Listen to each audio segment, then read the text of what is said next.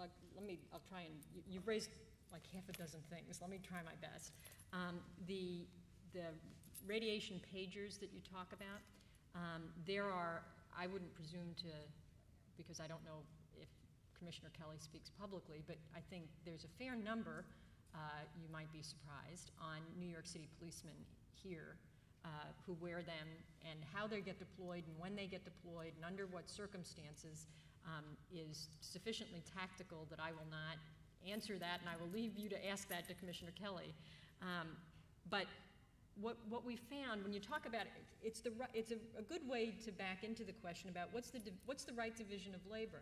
I mean, I think we've struggled with that as a country over time.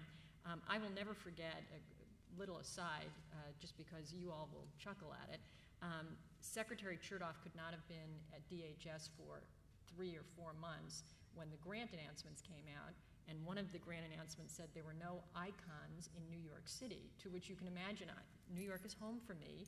He got a phone call from me, not to mention from the newspapers here and from your congressional and Senate delegations. So what's the right way to do this? The answer is we spend a lot of money on grants and giving money to state and locals to do things like go out and purchase bioweapon suits and radiation pagers and all sorts of things. It's time to take a step back, because we did that without a lot of accountability. A city like New York needs a lot of that kind of equipment and has, through the grant program, been able to fund it. But the threat is not the same if it's Maine or Connecticut, where the chairman and the vice chairman were from, but they were still getting grant money. And so we've got to be smart. In economic times, we've got to be really smart about how we spend the taxpayer's dollar. We've got to look at what is it we choose to fund, and then, by the way, how does that money, if we allocate it at the federal level, how does it get spent? How quickly does it get spent? There were issues that money went to states but never got to local communities. And so there's a whole series of things you've got to look at. You mentioned the armory down the block. I will tell you that I grew to have tremendous respect for the National Guard units and the capability that they bring to this country. They live in our communities, they are trained and capable, and by the way, when you speak to the head of the National Guard Bureau at the Pentagon, they are anxious to be a part of this fight and be fully incorporated in the Homeland Security mission.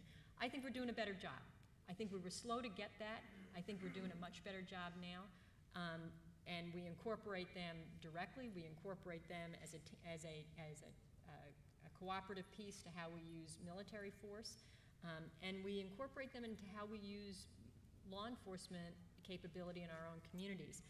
But all of these things, when I say that to you, I say it with the recognition that we have created capability, we've created a base of understanding about how best to divide responsibilities, but there's not anybody in this business that wouldn't say to you, this has got to get worked every single day, it's got to get worked at all levels of government, and it's got to be, you need the participation of citizens. Frank mentioned earlier the old civil defense drills that go back to when we were kids. We've not been very good because early on in the public dialogue about the Homeland Security threat, you were hearing about duct tape and plastic sheeting, and it was a complete panic, right? And so once that happened, and it was such a misstep, we've now dialed ourselves all the way back where we're afraid to really engage in a substantive discussion, and we need to do it. I will tell you, for what it's worth, my opinion, and it was brought home to me in Katrina, the best way, if you want to incorporate the way we think about this in a non-threatening way, but really educate people, is to start with your children, is to start in local schools. Stop, drop, and roll. How did children learn how to put out a fire if they get on fire? The don't litter, don't be a litter bug, the click it or ticket. All those programs were taught in schools, and so if we really want, and the civil defense drills, I was under my desk like everybody else, but you do it in a school, and if you do it with a child in a non-threatening way but in an educational way, it then gets incorporated. We now recycle at my house because they did it at school, not because my husband and I thought to do it. And so I think that there's a way to involve not only all levels of government, but also civil society if we're going to be successful. Steve, we've got 2 more questions that I want to try to get to before we break. Did you have anything you wanted to add quickly, Don? Yes, sir. Yes, hi, I'm Joel Ackesberg, also from the New York City Department of Health and Mental Hygiene. And I've worked the preparedness end of bioterrorism issues for the last 8 years or so here. And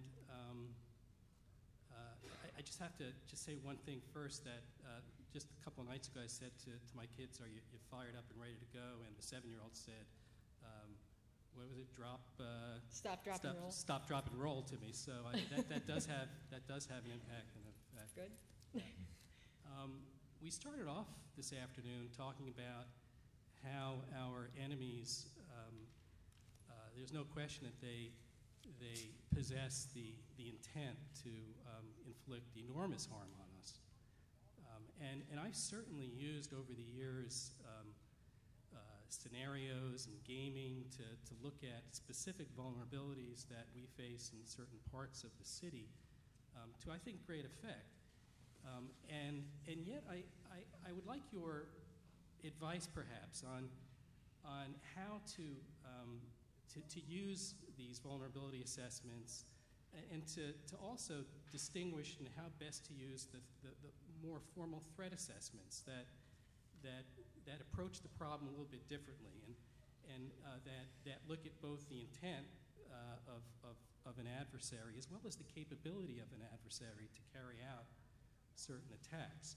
My reading of the most recent Sir, national intelligence... if I could ask you to wrap it up, because I want to try to get the other question My posted. reading of the last NIE report from 2007 is that Al-Qaeda is still looking for weapons of mass